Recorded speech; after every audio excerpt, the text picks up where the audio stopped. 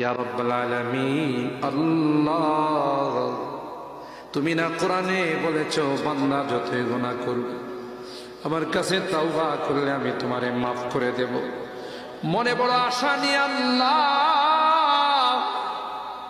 তোমার শাহী দরবারে ভিক্ষুকের মতো হাত বাড়াইলাম। তুমি যদি ক্ষমা না করো কে আমাদেরকে ক্ষমা করবে? কে আমাদের মাফ করবে? ভিক্ষুকে একজনের কাছে ভিক্ষা না পেলে আরেকজনের কাছে পায়। এক দুয়ার থেকে বিতাড়িত হলে আরেক দুয়ারে যায়।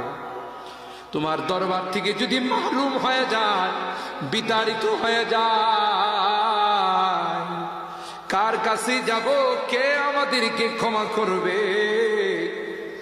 মালিক রে, কাঙ্গালের মতো হাত বাড়াইলাম, তাওবা করতেছি, আর জীবনে কোনোদিন নামাজ ছাড়ব না, আর জীবনে কোনো গুনাহ করব না,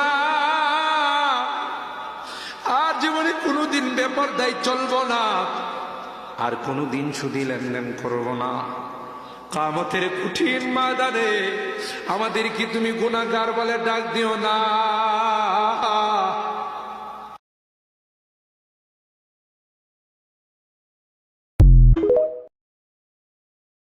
ইয়া রাব্বাল আলামিন আল্লাহ, তুমি না কোরআনে বলেছো বান্দা যতই গুনাহ করবে আমার কাছে তাওবা করলে আমি তোমারে মাফ করে দেব। মনে বড় আশা নিয়ে আল্লাহ তোমার শাহী দরবারে ভিক্ষুকের মতো হাত বাড়াইলাম। তুমি যদি ক্ষমা না করো কে আমাদেরকে ক্ষমা করবে? কে আমাদের মাফ করবে? ভিক্ষুকে একজনের কাছে ভিক্ষা না পেলে আরেকজনের কাছে পায়।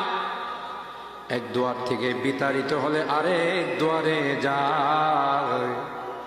তোমার দরবার থেকে যদি মাহরুম হয়ে যায়, বিতাড়িত হয়ে যায়, কার কাছে যাব? কে আমাদেরকে ক্ষমা করবে? মালিক রে, কাঙ্গালের মতো হাত বাড়াইলাম, তাওবা করতেছি, আর জীবনে কোনোদিন নামাজ ছাড়ব না, আর জীবনে কোনো গুনাহ করব না, আর জীবনে কোনোদিন বেপরদায় চলব না, আর কোনোদিন সুদী লেনদেন করব না। কিয়ামতের কঠিন ময়দানে আমাদেরকে তুমি গুনাহগার বলে ডাক দিও না।